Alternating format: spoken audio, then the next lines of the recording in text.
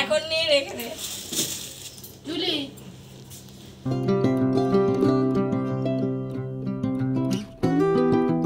Hello বন্ধুরা, কেমন আছেন সবাই?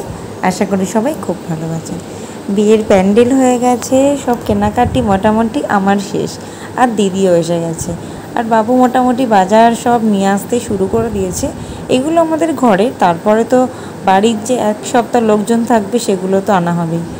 আর এটা দেখে তো সত্যি আমি ভীষণ অবাক হয়ে গেছি যে বাবু এত টাকার বাজি এনেছে আমার বিয়ের জন্য। দিদির বিয়ের সময় মামা বাজি নিয়ে এসেছিলো, কিন্তু এবার বাবু আগে থেকেই অর্ডার দিয়ে রেখেছে।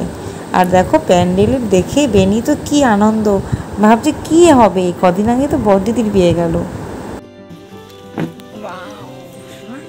টাকা একটু দেখো, কার বিয়ে বলে দাও?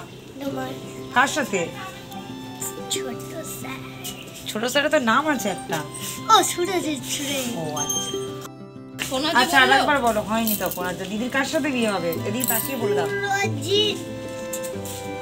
আর তোমার দাদু যে বললো বিয়ে করবে, সোনা দাদু বললো বিয়ে করবে, তা তুমি কি বলতে চাইছো? দাদুর যে মেজাজ, হ্যাঁ তোরা যে থাকবো, দাদুর যে মেজাজ, সোনাদা বাজে লোক। এখন স্কুল টিউশন এসবের জন্য ও সকাল সকাল চলে যায় দিদুন বাড়িতে, কিন্তু প্যান্ডেল দেখে আর বড়দিদি ছোদিদিকে দেখে ও একদমই যেতে চাইছিল না, কারণ জানে গেলেই এখন পড়তে বসতে হবে। বড় হবে ছুটি, আর এখন পড়া নয়। ওকে যতই কাকা বোঝাচ্ছে যে আজকেই লাস্ট, আর পড়তে হবে না, বিয়ে বাড়ি শুরু, ও তবু ওর মাকে গাড়িতে উঠতে দেবে না, কারণ জানে মা গেলেই পড়তে বসতে হবে ওকে।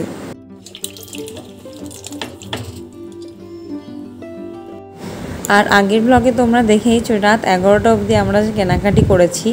তো আগের দিন গিয়ে এই যে মাথার যে ভেল আছে সেটাও কিনে নিয়েছি, আর এই যে ব্লাউজও নিতে চলে গেছিলাম, কারণ ব্লাউজগুলো বাকি ছিল আনতে। এই যে বেনারসির ব্লাউজটা ভেবেছিলাম অন্য কালার করব, তারপর দুটোই বানিয়ে রেখেছি, একটা কন্ট্রাস্ট আর একটা রেড। আমার তো রীতিমতো ভয় লাগছে যে আর 2 দিন বাদে কি হবে, মানে এখন 42 ডিগ্রি, মানে বাইরে থেকে যে আগুনের মতো হাওয়াটা আসছে সেটাই ঘরে থাকা যাচ্ছে না। আর বাইরে কি অবস্থা, তার মধ্যে আমার গলা একদম মানে বসে গেছে। তো যাই হোক, রান্নাবান্না প্রচুর হচ্ছে। আর আজকে রাতে গোপাল দাস কথা আছে, মা চিংড়ি, এঁচোড় চিংড়ি, তারপর মা ছানা টানা করেছে, সকালে ডিমের বড়া দিয়ে তো ভাত খেলাম। আর ওদিকে ঘর পুরো ছড়ানো আছে তত্তর, ওখানে পরে খেয়ে এসে দেখাচ্ছি। মা অনেক ডাকাডাকি করছে, খেয়ে আসি তারপরে ওই ঘরটা দেখাবো কতদূর কী হয়েছে।